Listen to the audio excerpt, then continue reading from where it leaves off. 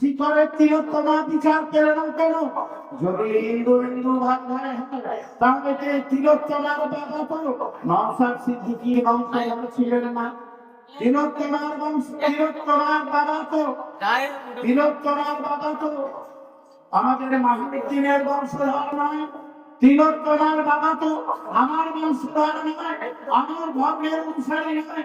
তিলোত্তমার বাবা তাহলে কেন বিচার পেল না? হিন্দুদের বাবায় প্রমাণ দেওয়ার আগে সুখের অধিকারীকে জবাব দিতে এভাবে হিন্দুদের বোকা বানানোর চেষ্টা করছে।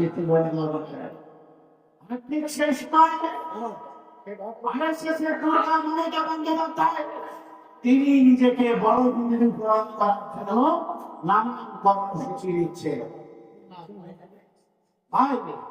আপনারা বলুন, এ রাজ্যের বাঙালি হিন্দুরা তাপসদা আছেন, বিশ্বজিৎ আছেন, তারা বললেন আপনারা বলুন, এ রাজ্যের বাঙালি হিন্দুরা যুদ্ধান্তর করার জন্য কোনদিন সরকারের থেকে 5 টাকা চেয়েছিল? কোনদিন টাকা চায়নি। এই বছরে 1,10,000 টাকা করে 44,000 পুজো কমিটিকে টাকা দেওয়া হয়েছে। কেন? 1,40,000 পুজো কমিটিকে 1,10,000 করে টাকা দিলে কত টাকা হয়? সেই টাকা কত শিক্ষা প্রতিষ্ঠান হতে পারত, কত কারখানা হতে পারত, কত প্রফেশনাল কলেজ হতে পারত। এগুলো করবেন না, উনি আসলে বোকা বানাচ্ছেন। আমি আপনাদের কাছে আরো একটা প্রশ্ন রাখবো। উনি দুর্গাঙ্গন করেছেন, জানেন তো?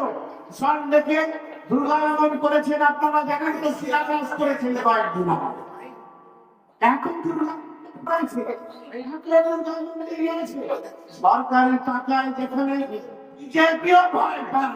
আমাদের সংবিধানে যেহেতু কোন অপশন নেই যে সরকারি খরচে ধর্ম করা যাবে, সেখানে